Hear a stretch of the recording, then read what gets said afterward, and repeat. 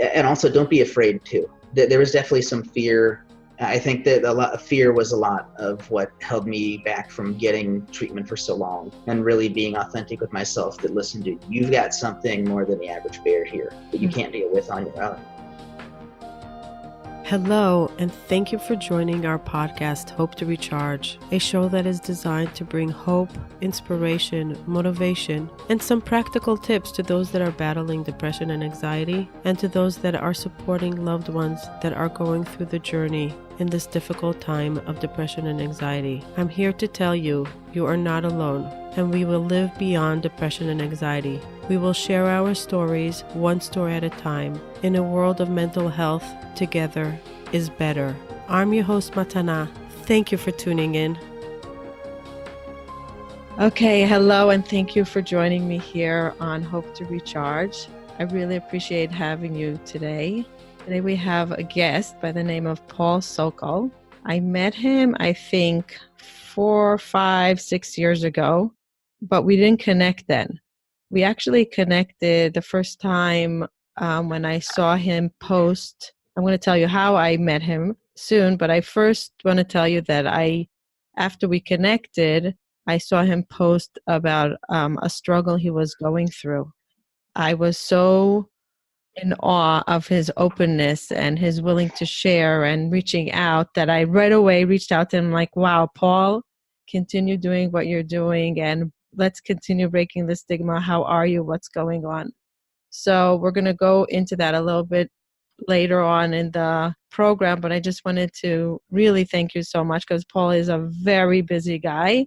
I met Paul in Infusionsoft in one of their big events, I think 5 or 6 years ago. Paul was still working for them. He was one of the brains behind all of the clicking and scheduling and all the things that we don't understand. And when he left Infusionsoft, he put on a big shout out. I left, but I'm still with them in my heart, and I'm continuing with their software. My husband Ari reached out to him and he said, hey, can we work together? So we did some business together as well. And when I was dreaming about my podcast, I right away said, Paul is going to be on my show list. So thank you for joining me here today, Paul. You're very welcome, Atana. I'm excited. This is going to be a really fun conversation, and I think it'll be a little bit different than the usual types of podcasts that I'm on. What is the usual? Well, usually they're a lot more business oriented, and if I understand, this is maybe a little bit more of the personal, just the mental stuff. Right. That we all deal with as entrepreneurs. Yeah, and also non-entrepreneurs, just regular human beings, even children, adults, post-work people. Yeah, I want you to give a little bit of a background on who you are, a little bit of where you grew up, that they should just know who they're talking to. Sure. So I'm originally a Florida native. I was born in Sarasota, Florida. Mm-hmm. And then I was born and raised there until I went to college in Orlando, the University of Central Florida, go Knights, mm-hmm. and ended up getting both my bachelor's and my master's there in electrical engineering. Mm-hmm. And I'm happy to say that I've never actually used my degree for anything professionally. Is that true? Oh yeah, absolutely. It was very interesting having a master's. It was a catch-22. Because when I was applying for jobs, they also needed 5 to 7 years experience for any job that required a master's. And of course, I was coming right out of college. I didn't have that. And I ended up just deciding to continue with what I was doing when I was in college, which was business stuff. Uh-huh. I started off in selling Cutco. Are you serious? Yeah. Do you know that today, I had a call with one of the, Mr. Thank You? Mr. Thank You. I love his name. John Israel. John Israel, he was like the number one sales guy in Cutco, and he was promoted and promoted and promoted. The name sounds familiar. It's been a while since I've been in the community. 2 Cutcos in one day. Right? It's a fantastic opportunity, and for anybody that's looking to get into business, a really important skill is to be able to sell. And there's no better way than going right into the fire and doing direct sales in people's homes and selling them knives. And so I did that for a few years. I was the assistant manager in the Orlando office for a couple of years as well. And I think it was 2006, we were the number one office in the entire company. We sold Wow. $1.7 million worth of knives, and I was the only full-time assistant manager during that year. So from there, once I left Cutco, I was invited to start a video email company with one of my good friends and mentors, Will Franco, and we started Jive Systems. And so I took the direct sales skills that I had and transitioned to the online world. And I've been doing that ever since. And I can't think of any situation where my sales experience hasn't helped me in some form or fashion, whether it's positioning a message or actually making the sale, understanding the psychology of folks. And I feel that direct sales is a really important skill for any kind of entrepreneur, especially if you're a solopreneur. You do need to know how to sell what it is that you're selling, because there's so many other hats that you wear as an entrepreneur. And so if you have that sales skill in your back pocket, that's one less thing that you have to learn. And there's a lot of stuff to learn when you're going out on your own. Yeah. And then how did you end up in Infusionsoft? So I've been an Infusionsoft customer since 2008. That was the CRM that we used at Jive Systems. And then at the end of my master's, the agreement was always, I'm going to help Will get the company started. And then when you have your degree, go do your own thing. So the company was up and running in full force by then. So I ended up switching coasts from Florida to San Diego literally overnight. It was a 24-hour opportunity. I packed everything up into a backpack. Wow. And grabbed my skateboard, my laptop bag, and swapped coasts. And after that project, I was still on the West Coast, and I had the opportunity either to stay there and try and figure it out, or move back to Florida and live with my parents again, which I had no interest in doing. And that's when my buddy Will suggested, hey, you know how to use Infusionsoft very well. They're out there on the West Coast. Go ahead and apply. And they had a success coach position open, which was almost exactly what I was doing at Jive Systems. When people first signed up for a video email account, I was helping them get started, get the software installed, teaching them how to use it. And so transitioning those coaching skills to Infusionsoft was natural. And then I started at Infusionsoft in the summer of 2011 as a success coach. And then about a year or so later, I got pulled into the product team. And then I was in the product team through the rest of my career there. And my two favorite parts of that job were the campaign of the month.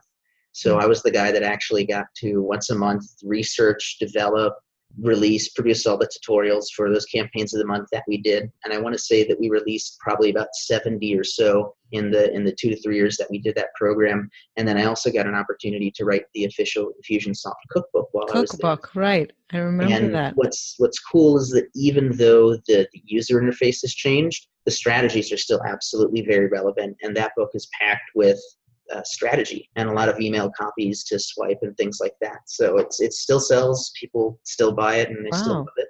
And then from there, May 2016, off on my own, running my own agency, and then I've worked with a couple other agencies since then. My passion has still always been small business success and helping people be successful with that, because it's not hard and people don't know what they don't know. Right. And so I'm on a mission to help people go from not knowing to knowing, and doing it in a way that they can be confident with the strategies and the tactics that they're learning, that it can work for them, because it's worked for many other people. What made you leave Infusionsoft? Them. They were minimizing the company. What was going on? So, or you got too good for them? I don't think it's that. It was the main catalyst for that was it was me and a couple other guys on research and development for the small business success method, and that was part of product. And since day one, we were told, we figure out the tools, we discover the distinctions and the conversations, and then that gets thrown over to the training team to train the coaches. Come time to actually run the training team, for whatever reason, didn't decide to do it, and that was really upsetting to me, and I probably could have responded a little bit better. It was clear, though, that my time was kind of up at that point, and there was a lot of emotions during that period, Mm-hmm. and I was super salty, and it impacted my own identity and my self-worth and Mm-hmm. all that jazz.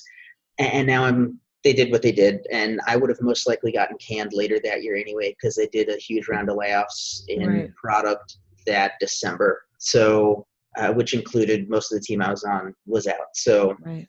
I only would have had another maybe 5, 6 months Right. if I had stayed. So it worked out perfectly. Gave me the opportunity, like you said, to announce that, hey, I'm on my own. I'm still committed to small businesses, and build a launch list. And then that bought me some time to figure out, what am I actually offering as an agency? What's my pricing? How do I fulfill all of that stuff? And then I was able to launch it and get it out the door. And Work you're as an very agent. successful. Well, thank you. I'd like to think that I'm reasonably successful, Yeah. and I'm just getting more and successful. I've only been on my own, since about 2016, so I can't expect to be, a millionaire or whatever by now. But we're getting there, and I've skilled up really hard since Yeah. then, especially on the traffic part of things. Right. Because Infusionsoft is really great once you have a lead, once you have a name and an email, following up with them. Right. However, there's a very different art to getting that lead in the first place, to driving that traffic. And so for the past few years, I've invested my own money, invested my clients' money in running ads and Right. getting results for them. And I've got a lot better since we worked together. In Right. fact, if we had worked together today, I'd probably approach things a little differently as far as Right. what we were doing here. And in any case, that's Yeah, what I've been up to, and I love running ads. but you learn on the job. That's what it is, especially as Mhm. an entrepreneur. We fail, we stand up, we walk again, we try to learn, we try to grieve for as short as possible, get up motivated again the next day. I'm going to bring this back to mental health, because I feel like life of an entrepreneur is very fragile emotionally. And when we struggle with mental health, we can really hit a brick wall and have really hard days. And it gets lonely because we don't have the people that we could talk to in the office and say, hey, you have a hard day. What's going on? So how do you deal with that? How do you go from having, so let's back up a little bit. I want to give a background on your mental health. At what point did you discover that you're battling something, and what was it that you were battling? So my entire life, even as a kid, but most of my life, I'd get in trouble for my emotional reactions to stuff, overreacting or whatever the case is, and that was certainly the case at Infusionsoft. People understood that my heart was in a good place, and sometimes I would throw really hard and sharp, sometimes with my words, and I didn't really understand what I do now, like the relationship piece. And so, in actually, it was about a year ago, I had a full-blown mental breakdown. I was gonna go ahead and kill myself, and my partner in crime, Brina, was a stand for me. She did everything right. Cops got involved. I got carted away, spent the night in a psych ward. And even after that, it still took me a lot of cajoling from her to actually go get evaluated properly. And that's when I learned that, surprise, I've got borderline personality disorder. And when that happened, a lot of things fell into place. A lot of my behaviors made sense. A lot of my reactions to stuff made sense. My very my identity and how fluid that can be, and how it's based on either how others around me are feeling or how I'm feeling from moment to moment. And that's when I got involved in dialectic behavior therapy, which is one of the best evidence-based therapies for borderline personality disorder. And it's helped me out tremendously. It's given me a lot of tools to deal with the stuff that I deal with day to day. And that's also when I started on some medications too. I was put on Lexapro, Mm-hmm. which is an SSRI. It's a serotonin reuptake inhibitor, and I'm actually in the middle of tapering off that right now. This Oh, is, I good think, for you. this is the first week where I've, instead of doing a full 10 milligram dose, I'm now doing 5 milligrams a day, and then I think in probably another couple weeks I'll be doing it every other day, and then every other day, Yeah. until eventually I'm good. The main thing, though, is for something like borderline personality disorder, there's not it's not a medication kind of thing. It's not like maybe like a schizophrenia or some of these other ones where it is truly a chemical imbalance. It's more of a head disorder. It's a personality disorder. So in going through dialectic behavior therapy, I've learned a lot of great skills such as mindfulness, interpersonal effectiveness, distress tolerance, and emotion regulation. And in my opinion, those are all skills that every human should have, whether you've got some kind of a disorder or not, because it'll help you no matter who you are. Yeah. What is personality disorder? So there's a handful of different personality disorders. Because don't we all have it, like in a way? We could definitely have features of it. There's narcissistic personality disorder, antisocial personality disorder, histrionic. But for the borderline, I guess I would mostly say, in a nutshell, it's where we ignore our own emotions and then make other people responsible for them. And that's when it is unchecked. And so can you give an example for that? Oh yeah, absolutely. So I've actually got a symptoms tracker here that I don't use so much anymore, but when I was first working through it, I did it. And so there's a handful of stuff. So I'll just go through them. So efforts to avoid real or imagined abandonment. So if I'm perceiving any kind of abandonment or to try to get ahead of it, I can behave in such a way to try and mitigate that, which sometimes makes things worse. A pattern of intense and unstable relationships, which is definitely true. Which is mostly the function of the other kind of issues here. So I mentioned earlier, distorted and unstable self-image or a sense of self, where that can kind of fluctuate even from moment to moment because I'll identify with something or how I'm feeling. This is also coupled with impulsive and often dangerous behaviors. It can include self-harming behavior, as well as recurring thoughts of suicidal behaviors or threats. And so it can be really bad. In fact, looking at the statistics, borderlines, the average rate of a completed suicide is about 1 in 1,000, but for a borderline, it's 1 in 10. What? Yeah, it's a very high rate of completion there. So is it because the highs and the lows happen so fast you can't catch it on time? Yeah, and then you just try to escape it, try to do anything to get away from it. And if you're going through these distorted self-images or you're feeling abandoned or whatnot, it can absolutely be overwhelming. And some other symptoms that are included with this is the intense and highly changeable moods. So from minute to minute, even sentence to sentence, sometimes I can identify with many different things. There's chronic feelings of emptiness, the inappropriate and intense anger or problems controlling anger. That's definitely probably my go-to when I'm not understanding how I'm feeling. My default is get angry. Mm-hmm. There's also difficulty trusting, sometimes an irrational fear of other people's intentions. So even with Brina, she often has to remind me, hey, I'm on your side. Wow. To just remind me that I can trust. And that's been something that I've been working on developing. And there's also feelings of dissociation or feelings of unreality where it'll just kind of space out or kind of try to ignore it. So that's a whole hodgepodge of symptoms, and it can make for a really turbulent life if it's not caught. And I feel super blessed for my therapists, for my psychiatrists, for the support that I've got from family and at home, and the outpouring of support from the community that it's okay. And I feel like I've made significant improvements in this past year. And the good news about that personality disorder is it can go into remission. So with more focus on the mindfulness and the DBT tools, this is something that I should be able to manage day to day without any problems for the rest of my life. Really? And, hopefully. It's a matter of just learning habits and being aware. Mindfulness. Okay, Paul, don't get angry now. This is the way you should react. It's not personal. It's not abandoned. It's talking your brain through calming yourself down. It can be. It definitely can be. One of the things that they teach in the mindfulness is that we have the rational mind and the emotional mind, where the emotional mind is all concerned about the feelings and data doesn't matter. The consequences matter and those kinds of things. And then there's the rational mind, which is purely data. There are consequences. There's logic to everything.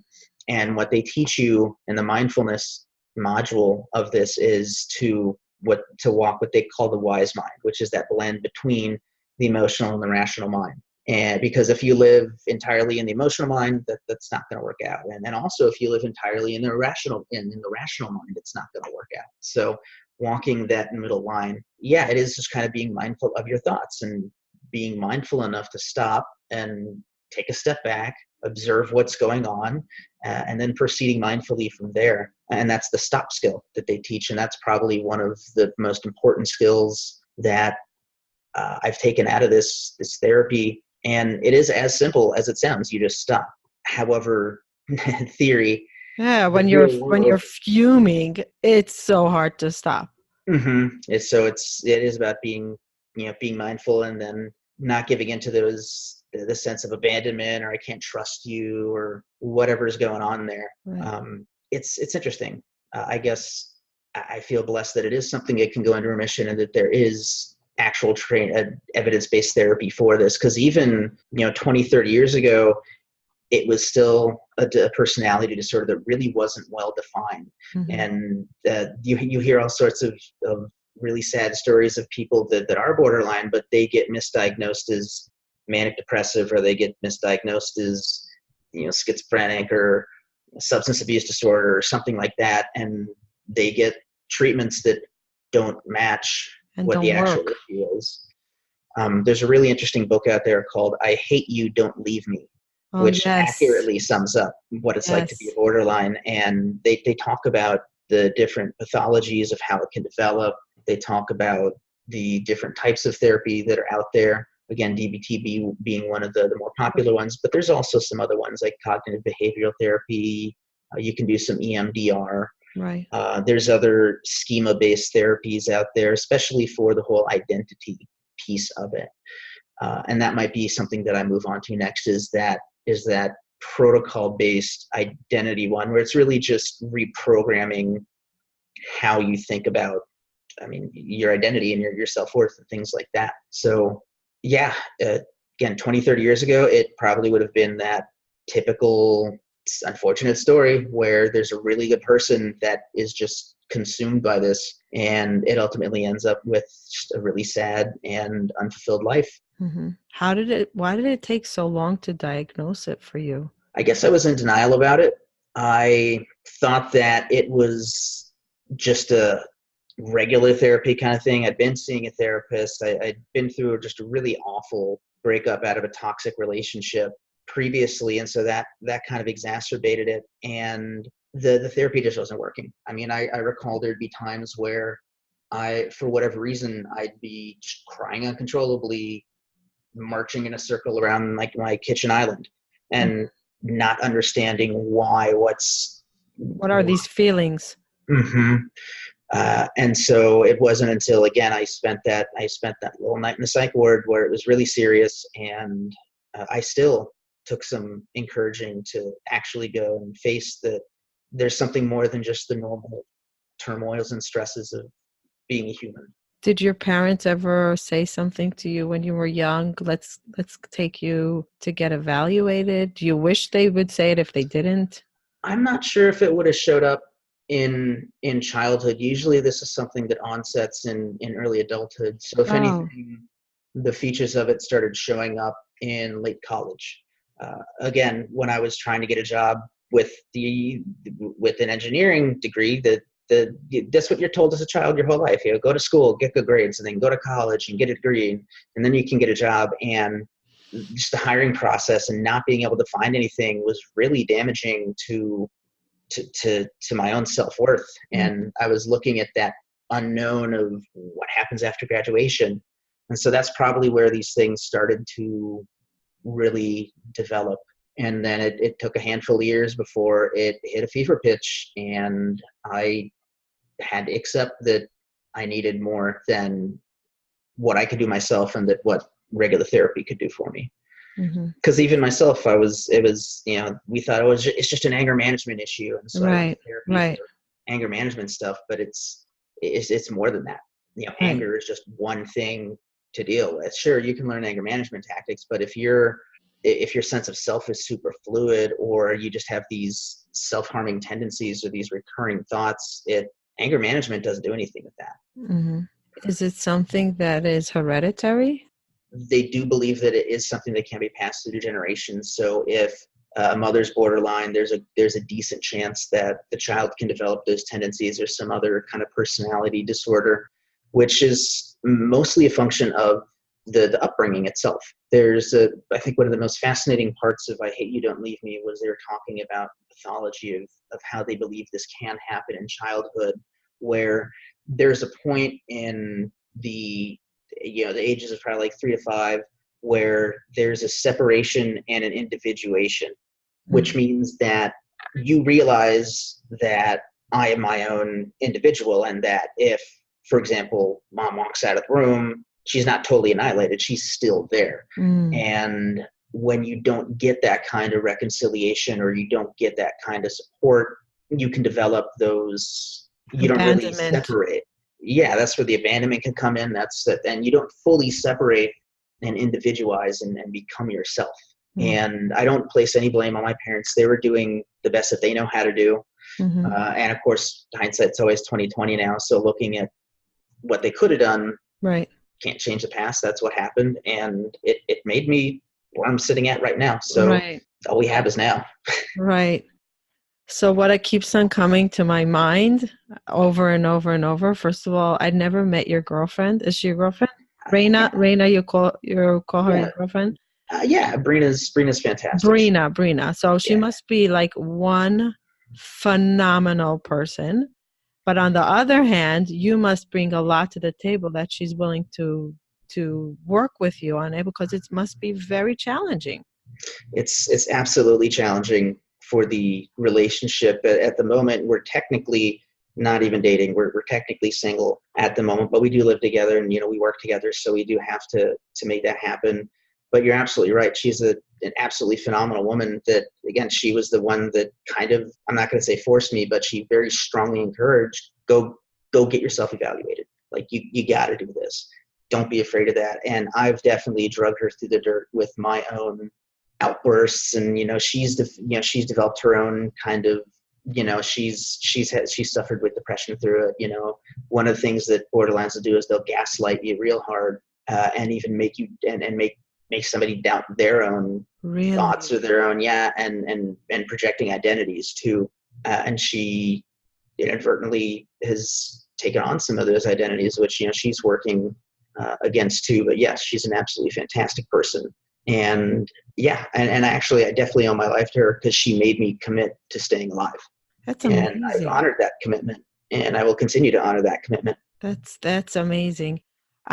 But I keep on thinking, what if somebody is already committed, they're married, they have children, and then this happens? How do you stay in love? How do you stay with the commitment and not personalize it, and not say, and remove yourself and say, okay, it's as if he has the flu.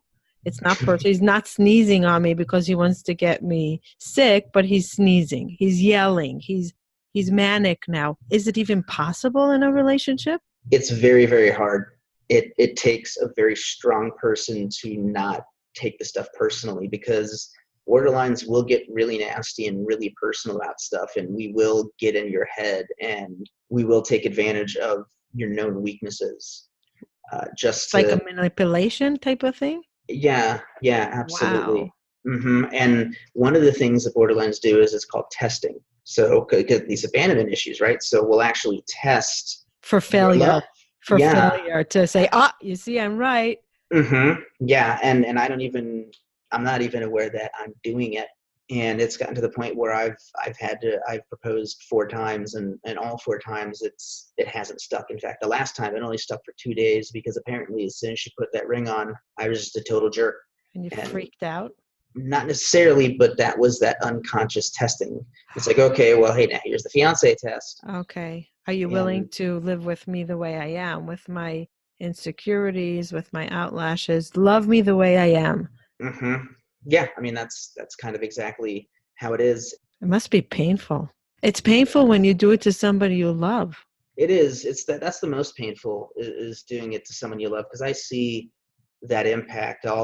You'll hear her crying. You'll see the depression, the lack of motivation, the stuff that falls to the wayside, the normal things, hygiene and keeping stuff clean. And I'll do the same too. it's very challenging, and it takes a really strong person who's confident in who they are and what they stand for to be able to make it through that. And I will definitely say that Brina is one of the strongest women that I've ever been with, and that's why I love her so much. She sees through all my BS. Wow. And she knows who's there.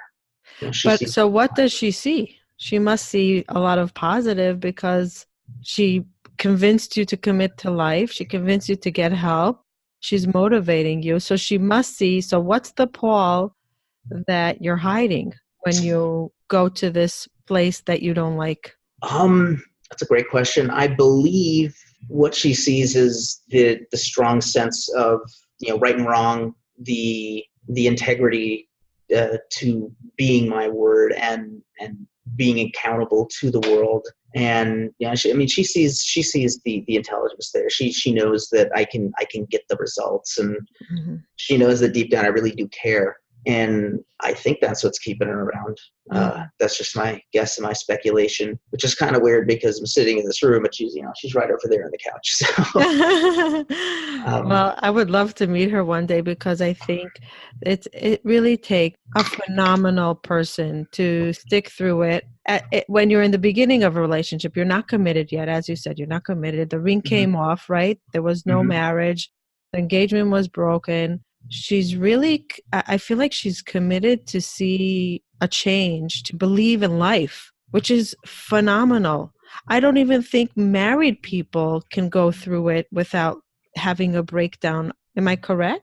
Well, yeah, it's super common for borderline marriages to dissolve into just divorce and all sorts of terrible things. And it's They can. not from hate, it's from pain. Right, yeah, it's not necessarily from hate. It's from that pain. It's not knowing how to react or how to deal with my own feelings. In fact, something that's been really interesting that I've learned lately is that humans can have more than one emotion at one time. Did you know that? I actually was talking about it today because I was very sad today about a family tragedy that we went through. We had a loss in our family, and at the Sorry same to hear that. time, yeah, a baby died, and another baby is struggling. There was twins that were born, and one is struggling for the life, one died, and the extreme pain that we're going through, while we also have the extreme happiness. My daughter's graduating, success with something, and it's together, and you're so mixed up. Like, how can I feel so much gratitude when I'm feeling so much pain? Mm-hmm. Absolutely. And with borderlines, we have black and white thinking. It's either one or the other. That gray area is really, really hard to be in. And so when I'm feeling multiple emotions, it's usually whatever the strongest one is, and that's what I'm going to go ahead and identify with. And so a really handy tool that we've used recently is an emotion wheel. And if things are getting rough or I'm not sure how I'm feeling, I'll just pull it out and say, okay, well, I'm feeling, sad, and the subset of that of, Mm, disappointed, or, whatnot. And it's really wild to see how at any point in time, I might even be feeling 10 emotions at once. And that's not, that's a normal human thing to feel multiple emotions at once. mhm. And so that's kind of one of those gray areas that I still struggle with being borderline. It's getting better identifying it. Because there's anger, but then there's many subsets of that. What kind of anger is it? Mm, And so being able to identify, well, I'm not just angry. It's, I feel betrayed, mhm. or I'm feeling bitter, or I'm feeling let down. These are all kind of subsets of Right. the anger emotion. And it's really interesting for me. I'm 33 years old, and it took me this long to realize you can have more than one emotion at once, and that's okay. In fact, that's part of the human condition. It's a normal thing. Right. Do you suffer from depression, or is it something else completely? Like, depression is not part of personality disorder, borderline personality disorder. It can definitely be part of it. It can lead to depression if you're not aware of it. And there's definitely been times where I don't want to get out of bed, or I'm sleeping all the time. In fact, I was concerned last week because on most of the days I was actually sleeping till noon, and it wasn't necessarily that I was like staying out super late or anything like that. I just kind of wasn't feeling it. So the good news is I've done a lot of independent study of success, Hmm. stuff like Think and Grow Rich and Right. Power Now, and I've actually, and also goal setting is super important. Right over here on my wall, I've got a 20-year plan, which then breaks down into the 5-year plan. And Mm-hmm. then I've got my monthly goal sheet here, and Right. everything all kind of rolls up. And another thing is affirmations. Mm-hmm. And on most mornings, I try to program my brain with what those affirmations are. And usually affirmations, I'll give you a cool little pro tip for that. So usually affirmations are an identity statement. I am an automated experience designer and my expertise is recognized worldwide. Well, what's super cool, Matana, is that when you say somebody's name, they listen more intently Mm-hmm. than they normally would. If you notice, I actually just did that. It Right. Right. actually perks up a little bit. So the other thing to be aware of is when you're talking to yourself, it's not first person. It's always a second person. Hey, well, good job, dummy, you did that. Or, hey, you did a great job, Paul. Mm. So what I did is I actually have, I guess what I'm saying, hacked affirmations to where they all start with a Paul, you statement. So Paul, you enjoy being a loving, intimate partner. Mm-hmm. Paul, you have integrity. Paul, you are a voice for the heavy metal community. Mm-hmm. And I say those out loud 3 times, and that kind of programs my brain for the day. And what's cool is the latest affirmation actually goes from second person to first person. It says, Paul, you are in charge of how you feel. And today I feel Oh, whatever. wow. Choose that possibility. We've actually got a little book of possibilities, and every morning that's one of our morning rituals is choosing a possibility. Right. That's something that we learned. We went through the landmark worldwide education, Right. which is the study of ontology, and there's a lot of them out there. And in their advanced course, they teach you how to, from nothing, create yourself as a possibility. Right. And so we do that every morning. Right now, from nothing, who I am as a possibility is esteem. And I've actually got it written on it's kind of rubbed off a little bit today, Oh, wow. but I write it on my hand every day. Oh, really? It's a visual reminder for you through the day. Mm-hmm. And if I'm ever kind of feeling lost, am I showing up as esteem? Or I forgot what I was yesterday. It changes day to day. No, yesterday I was the possibility of, it was. I love this exercise. Productivity. I was the possibility of productivity because I wasn't really feeling it. Right. I wasn't really excited to get to work. We were like, you know what, Paul, you're in charge of how you feel, and today I feel productive. Wow. And it was a reasonably productive day. So just choosing your possibility. And the cool thing is all we have is now. And all we have is now, and all we have is now. Life is just a series of moment to moment. So at any point in time, you can choose, I'm going to be productive. And you show up as that. Because time actually works reverse to what most people think. Most people think that time goes from past to present to future, but it's actually the opposite. It goes from the future, projecting back into the present, and then into the past. So you create yourself in the future, which causes you to show up how you are now, which then generates the results you have from your past. And that's really interesting. And I believe that's why it works so well to choose your possibility, because then that's how you can show up, that you show up through that possibility into the now. And then that gives you the results that you produce. I feel like every person should do this in the beginning of the morning. Sometimes we go through so much in order to learn brilliant tidbits that they should be teaching in school for anyone. This is brilliant. Well, thank you. Yeah, I think it's super powerful. And I've started to share some of these little, they're not really life hacks. They're more, it's just how I believe the world works, and it works for me. Yeah. And so I want to share what works for me with other folks. Which is phenomenal. And that's what I feel, paying it forward. We learn from others. We evolve, we pay it forward, and we're very passionate about it because we know that how hard the struggle it is to get through a day can be so hard. And you say sometimes you wake up at 12. I remember having the days that I didn't wake up. I didn't want to. I realized it was evening and I didn't leave my bed besides to go to the bathroom, and I was feeling so hard on myself instead of giving love and compassion and saying, okay, I tried the best I can with the tools that I had. I tried the best I can. In fact, that reminds me of two really awesome things that I've learned. So my father is a huge influence on me, very deep spiritual kind of guy, not necessarily religious, but he just has a very deep understanding of the world and how it works. And he taught me that there's a great affirmation that says every day in every way, I'm getting better and better. And so especially going through this borderline recovery, it's little baby steps and just making sure, hey, am I not getting, so like, for example, the self-harming and suicidal thoughts and stuff like that, that hasn't been there for a really long time now, Right. which I'm super happy with, because those are such hard thoughts to struggle with. And so Right. now it's like, all right, well, am I not having emotional outbursts throughout the day? Am I being mindful? And I don't always do that every day, and it's getting better though. And then the second thing that reminds me of is something that our yoga teacher talks about a lot. I try to do a yin yoga session, which is the slower restorative kind of yoga. It's not the active. Yeah, being yoga. present. Mm-hmm. And she says oh man, I hope I don't butcher it. It's have the courage to love yourself more than you think you deserve to be loved. Wow. And then love yourself 10% more than that. Wow. Mm-hmm. Okay, we need to write this in. I think we need to write these in big letters in the show notes, because it's so true. We're our biggest doubt. Mm-hmm.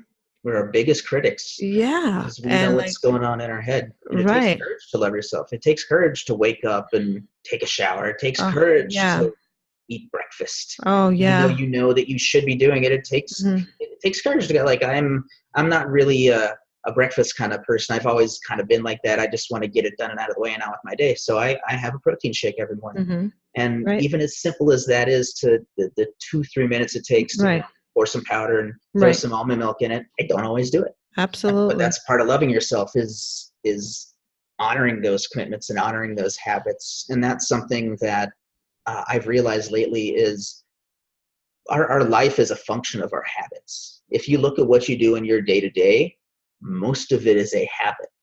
It really is. Right. Upon waking, you go to the restroom, you brush your teeth, take a shower, you walk the dog. When that's done, you come and feed the animals. Right. And then, and in your case, the kids, you got to feed the kids too, get them off to school, whatever. Right. There's very few things in our day that are not some kind of a habit. And the other thing that I've learned recently is there's different recency to those habits. And so you have, of course, your daily habits. You have weekly habits. You've got your monthly habits, quarterly, annual habits, and then you have your ad hoc habits, the things that happen as needed. And what I've discovered is the further the recency out is, the more important that habit is, at least from the standpoint of consequences and impact. So we have an annual habit to pay our taxes. It's something that you do once a year. And if you don't do that, there's a huge consequence. Right. Whereas if I wake up and I decide not to shower for a day, I just kind of stink a little more. Right. My hair gets a little greasier. It's someone else's consequence. Right. So I've actually got, I've been really trying to get back, and I got habit trackers for, like, I got my daily habits of what I'm trying to do. You can see I haven't really been doing well with those. And then I also have the weekly habit trackers for the house, because there's stuff to do weekly, like, scoop the cat boxes 3 times a week, get the mail once a week, do the laundry once a week, make sure the kitchen's clean, that kind of stuff. Do meal prep and food shopping once a week on Sunday. And you wrote that down because you don't remember to do it? It's not that I don't remember to do it. It's because I want to be accountable to it. I want to have the data that says, listen, you haven't been going to the gym. I mean, looking at June so far, I have worked out, done some physical activity twice this month. Right. That stinks for me to say, and that's what the data says. Right. The other thing too is when I was tracking the BPD habits daily, those could actually telegraph if I was going to have a breakdown or not. Oh. So some days would be good, but then if I noticed that I got hit with like 7 or 8 symptoms in one day, more than likely that next day I was at a risk for a breakdown. Wow. A really bad day. And there's definitely a correlation. Like when I don't eat regularly and when I don't sleep regularly, I notice that the other habits fall off. The house doesn't get cleaned every day like it should. Work doesn't get started on time. Stuff That's just so interesting. Back. That's very interesting. And it's such a good tool to have. It's, as you said, it's data. It is. Yeah. Yeah. And it's not that I don't remember it. In fact, I originally made it an acronym. The acronym is SHAMPED. Did I sleep? Did I do hygiene? Did I do activity? Did I meditate? Did I take my medication? Did I take care of the pets? Did I eat? Did I dream journal, and did I do my domestic chores? Mm-hmm. And even that wasn't necessarily enough. Like, I knew what I needed to do, and the tracking of it was really important. So that's kind of, it works for me. Right. I'm an analytical, I'm a data guy. I know Right. that Right. that kind of stuff drives Brina nuts, because that's just like a little too, just what, it just doesn't work for her. And that's okay. It works for me. And it's been a great tool to be able to look at, my effectiveness. Right. And it's also good for establishing habits. Like, I really want to be meditating every day, and I haven't been. Right. And I need to find out at what point in the day, really, it's what's the trigger? What is my trigger to meditate? So like, every morning you got to walk the dog. And if you don't, he's going to let you know. So upon walking back into the house, that is my trigger to make sure that the cats have enough food and water downstairs. That's the trigger to feed them. And then that's the trigger for me to choose my possibility to take a little bit of ACV every morning and take my meds and choose a possibility. Right. So you have a system in place that works for you to keep you not falling off track and not having a relapse, which is so important. And it's admirable that you actually are putting so much focus and dedication to it, because it takes persistence. It takes time. It could be annoying. It could be frustrating. But the fact that you're doing it just shows how much you want to improve. Well, yeah, I don't ever want to go back to that. Like, I mean, I don't like tooting my horn. I try to be really humble, but I know what I'm doing. And I know that I can provide a lot of value. I know that if you give me $1,000 in ad spend, I could probably turn that at least into $2,000 or more in revenue in. Right. And I sit and I think about that. I'm like, man, how am I in the state that I'm at financially if I have all these skills? And I know that it's because at an individual personal level, I'm not operating at maximum efficiency. So there's no way that professionally I can operate at maximum efficiency. Yeah. And like I said, I'm getting there. I'm getting back to it.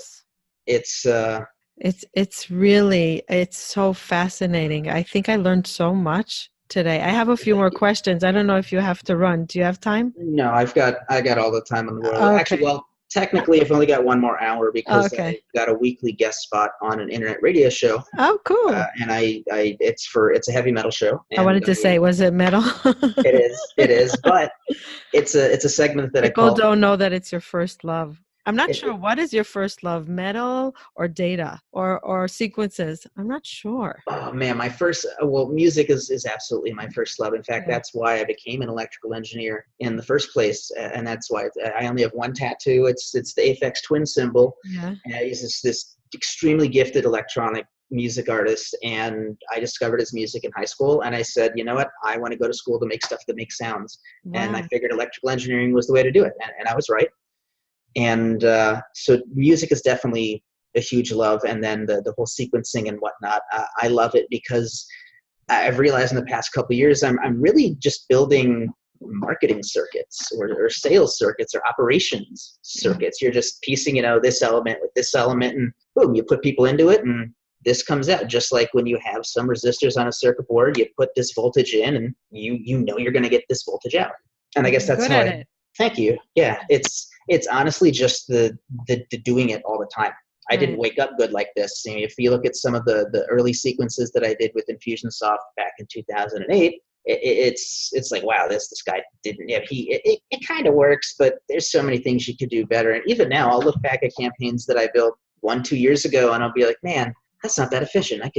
We could do it better this way, or this messaging could be better, or whatever the case is. Right. But it's like anything we do, we can look back and say, it's also with myself. I work with the EFT guy now on traumas and improving some stuff. I'm always trying out different healers, methods. It's never, people are like, you have so many healers and stuff. I said, yeah, you graduate and you go to the next one and I'm very curious. So I'm working with an EFT guy now. And one of the things I'm working on is not living in the past. How could I have not done this? Like, how could I have not known? Like, wow, that was me. That's what I said. That's what I acted like. But it's something, and he keeps on telling me that you're no different than anybody else. We right away, we love going to that dark place in ourselves in the past instead of living in the present moment and just being. Yeah, absolutely. As humans, we are meaning making machines. And we had to develop like that. Back when we were cavemen folk, we had to make meaning out of things because it was literally a life or death situation in some cases.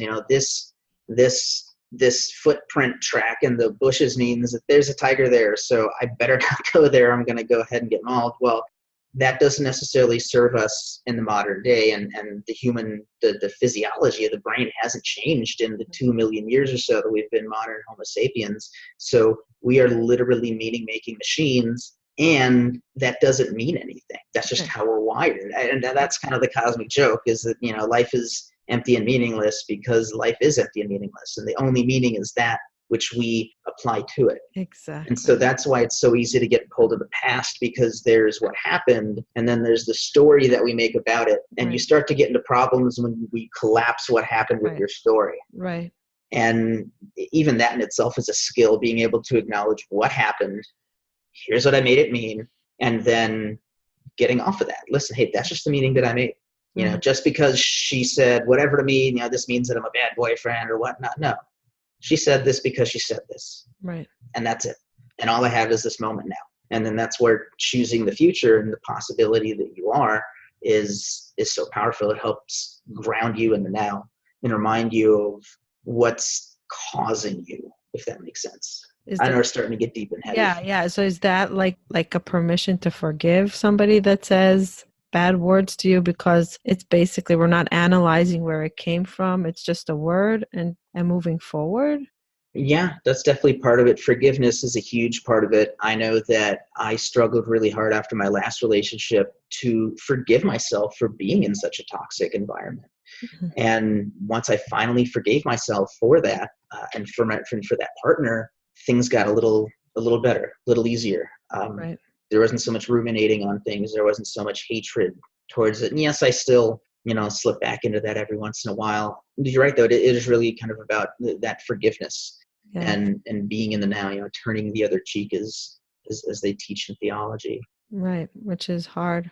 Can I ask you why you decided to try to get off your medication? I've been on Lexapro I was back in the day. When I first started, my psychiatrist put me on Klonopin for panic attacks and Lexapro. I was on Lexapro 20, 10 in the morning, 10 at night. Oh wow. Yeah. Okay. And by the way, I was sleeping through the day, and that's why I decided I wanted to get off of it, because I realized I'm getting better in my head, but I'm not productive in the day because I was just so lethargic. So after 2 years, I decided to get off of it, but I felt stronger, and I went through therapy. I went through meditation. I did a yoga every day. I did my work to get off of it. But how do you feel so sure that you can get off of it? Because it's not so long. No, it's only been about a year, and it says usually they try to keep you on for about a year or so. I I just don't like the whole pharmaceutical aspect of it. I'm not sure what the long-term effects are. It doesn't really impact my day-to-day necessarily. It really just kind of gives me a little bit of a longer fuse, because it's a mood stabilizer. Right. It's amping up your serotonin a little more than it Right. normally would. I just don't want it. I just don't want that. I don't want that fixed expense to every month pay whatever. I think it's $9 or something for this jar of pills. I don't need that anymore. And I believe that with the DBT tools that I've got, I won't need it. Wow. And it's entirely possible that I might. We'll see. And I have another meeting with my psychiatrist in a month, just about a month from now, to see how things are going. And you're There saying that's is a withdrawal. Did he like it does you will feel a little bit in the beginning. hmm Takes time to get used to that edginess and the frustration, and Samantha spoke about it. Samantha Bennett Oh, I spoke. love Sam Bennett. She's Yeah. fantastic. So she was on the show and she was talking about, I think she takes Wellbutrin, which is the sister to Lexapro. hmm I was on both. I switched between them thinking that maybe I'll sleep less, but I was sleeping just as much and gaining weight just as much on both of them. And I just needed my mind back. I felt like I was in a cloud. And she speaks about like she was very, for years she's on it, and she didn't even want to try to get off of it because it was her anchor. But now she's saying maybe there's something else in the pharmaceutical world that can help, that's less with the side effect. But I give so much. I'm in awe of you that you're willing to try after a year, because that's not a long time at all. No, it's not. And again, I just don't believe that I need to constantly be on it, but we'll see what the data says. If I, you know, after I fully taper off, if I start having recurrence of the BPD symptoms or whatnot, I might have to go on it again. And then the psychiatrist is saying they usually do like a 3 strikes kind of thing. So like if you're on it and then you taper off and it gets bad and you get back on it again and taper off and it gets bad, that's usually when they're like, all right, this just is going to have to be something that you do daily forever.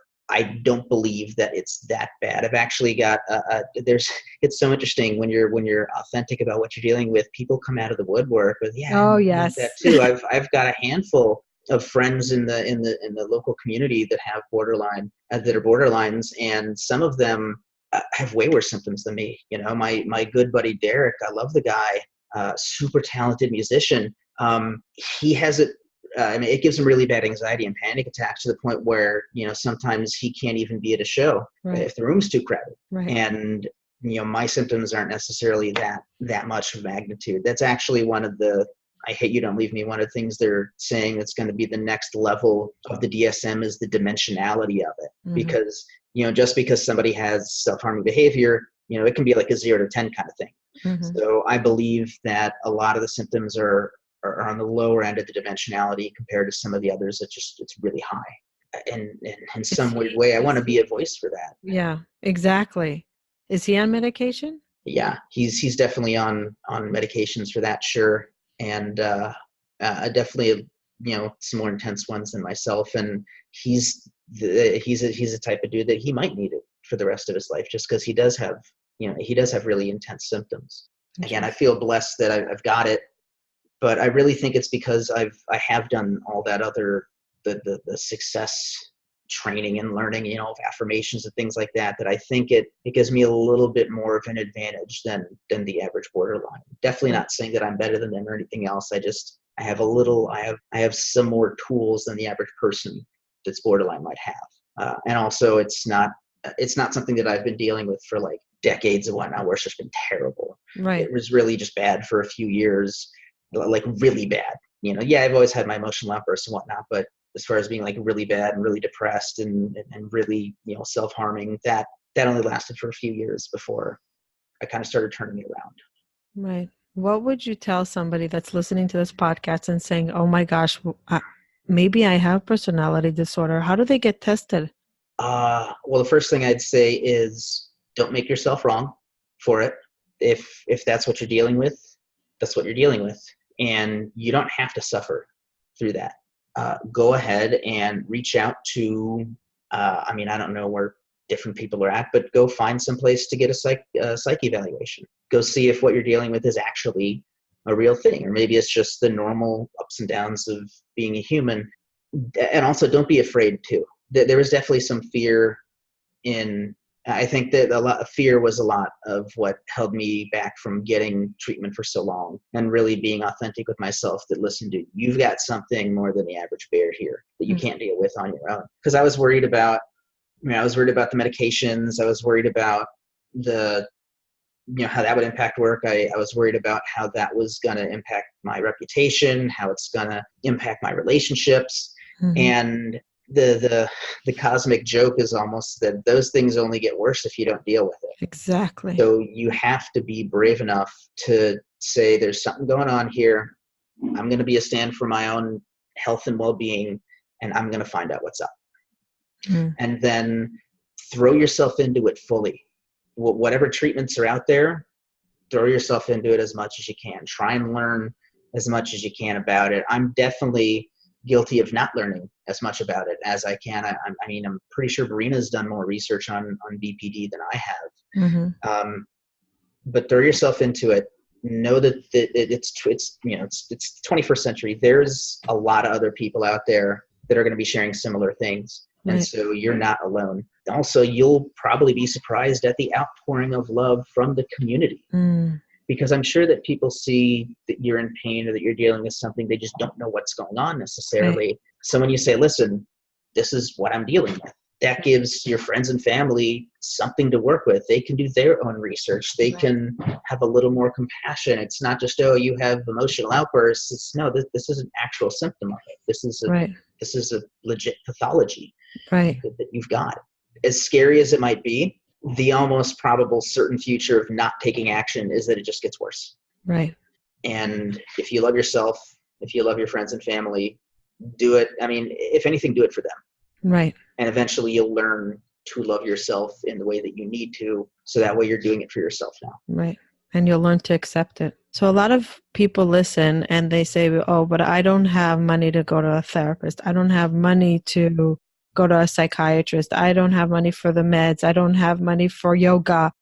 One of my pay it forward is I was so blessed that I was able to spend a lot of money. A lot. I always tell my therapist that I probably bought them a house on some island, but I was blessed that I was able to spend this money, but so many people don't have it. So what would you recommend? What's the first step that's financially responsible that anybody can do, even if you don't have a bank account that can support it? Don't use that as an excuse. I mean, when I took that little ambulance ride to the psych ward and whatnot, that ended up being like a $900 ambulance ride, then like a $1,500 doctor bill, and then like that, and then the hospital wanted to charge me like $5,000 or something for that one night. I was able to write a letter into their finance department, get that, take it down. But even those debts, like I still have those. Wow. Don't use that as an excuse. I love that answer. I love that answer. Thank you, money Paul. is not everything. You're welcome. Money is literally just a tool. Go do it. If you go get a psych eval and you've got even if you have to put it on a credit card, do it. If you have to ask somebody for it, do it. There's 10 people for a little bit and you have to work it off somehow. Yeah. Go for it. Don't use money as an excuse. That's probably the dumbest reason I can think of for people not taking care of their own mental health. And I understand it's a fear-driven kind of thing. We don't want more debt, where finances might be all over the place already. Which can be a cause of part of it, right? Mm-hmm. Oh, yeah, absolutely. Especially with impulsive behavior, bad spending and stuff like that. But what is going to happen if you don't do anything with it? Worst case scenario, you're probably going to end up dying. Right. You might take some others with you. And then that's your legacy. Right. That's always what I've found so tragic about suicide is someone like Robin Williams, this amazing man, had all these gifts, gave us so many beautiful parts of the cultural zeitgeist, and that's all people are going to remember him for. He killed himself. Unfortunately, he did all this stuff, but he offed himself. It's a temporary. It's a permanent solution to a temporary problem. Wow. So don't use money as an excuse. Get the help. I cannot believe that was the last thing I would, if you gave me to guess what you're going to say, I would, but it's so simple. I thought you were going to say, go on the internet, look for a support group, ask a friend. I don't know. I asked for a freebie in my wildest dreams. And it's so true, so profound. I thank you. It was wow. That was, I think, the best part of the show for me. Yay. One last question before we go. What does hope mean to you as somebody that struggles and sees darkness sometimes and when you're in a state of bleak, you can hardly feel hope. So what does hope mean to you? Hope, that's a great question. So I guess hope is almost kind of like a definition of faith. Faith is being certain of what you hope for. No, rather, faith is being sure of what you hope for and certain of what you do not see. So it's being clear on what you want and being with that unknown of how it's going to happen. Can you repeat that again? Yeah. Faith is being sure of what we hope for and certain of what we do not see. And I'd say hope is the same kind of thing. Hope is being sure of what you want and certain of what you don't see. So if you're having a really bad day, you're in the middle of some binge or whatever the case is, that you want to clean up your act, get back in work, get your family going, and you don't know what that looks like. That's okay. that was a really important lesson that my buddy Will taught me in college is you have to learn to be with the unknown because there's so much of it. Right. So hope to me is being clear on what you want and being clear that there is an unknown and that that's okay. Be focused on what you want and the world will help you figure it out. So it basically saying have a dream and hold on to it when things don't look good. Mm-hmm. I like that. For somebody that believes in the secret big time and lives it and practice it. I really, really, really like that. Oh, Paul, you don't know how much this episode was. Wow. So many nuggets. And I think you can't imagine how many lives you're going to help and improve just by coming on here, because people will get tested or people will have compassion to their loved ones that, oh, maybe they'll understand, oh, this is what they're going through. It's not them. It's the sickness.